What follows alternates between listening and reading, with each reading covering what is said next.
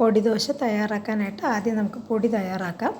അതിന് എള്ളും മുതിരയും വെറുതെ വറുത്തെടുക്കുക, നന്നായിട്ട് പൊട്ടുന്നത് വരെ. എന്നിട്ട് എണ്ണയിൽ കായം വറുത്തെടുത്തതിന് ശേഷം മുളകും കടലപ്പരിപ്പും ഉഴുന്നുപരിപ്പും നല്ല ചുമക്ക വറുത്ത് ആദ്യം കായം ഒന്ന് പൊടിച്ചതിന് ശേഷം ബാക്കിയുള്ള ചേരുവകളുടെ കൂടെ മിക്സിയിൽ ഉപ്പും കൂടെ ചേർത്ത് പൊടിച്ചെടുത്തെങ്കിൽ നമുക്ക് പൊടി റെഡിയായി.